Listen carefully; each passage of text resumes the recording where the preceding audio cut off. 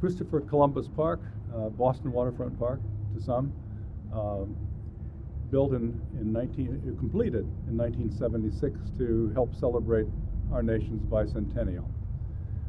The selection process was the kind of selection process every landscape architect dreams of. I had been serving on the Boston Landmarks Commission and had gotten to know Bob Kenny, who was the BRA director.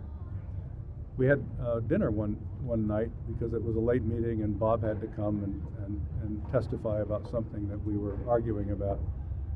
And during dinner he said, "Hey Stu, you know, this was 1974. Would you like to design a park on the waterfront to commemorate the bicentennial?" I said, "Sure." And we shook hands, and that's kind of everyone's dream, I suppose. But 2 years later, the park was built and dedicated. The thing that pleases me still is it's a window to the sea. It was the first 400 feet of public access in Boston Harbor. Its renovation has preserved perhaps the key elements to me, and that's lots of lawn, the lamella truss, a shade structure, and the bollard and chain on granite blocks, which define the old bulkhead. And happily, even in those days, people complained that we were going to cause a lot of problems for mothers with little children and mothers with big children, because and mothers and fathers too would all be falling into Boston Harbor because it's not a 4-foot high chain link fence. In fact, the original contract documents did have in addition to the bollard and chain, we had to show a chain link fence in front of the bollard and chain.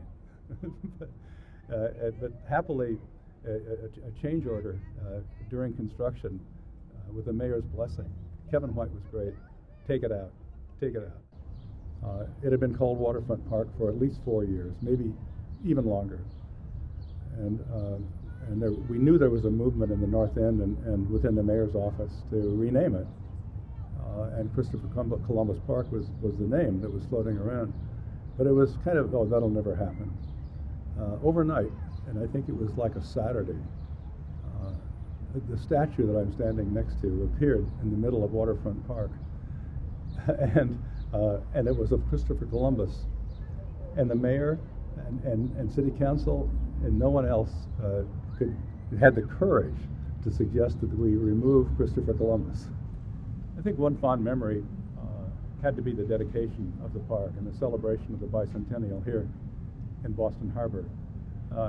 Well, it's fun watching these power boats come and go behind us.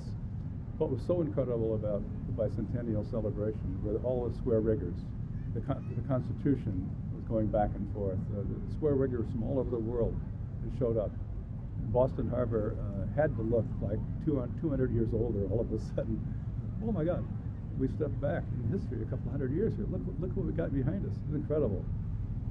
It was wonderful, and I'll never forget that day.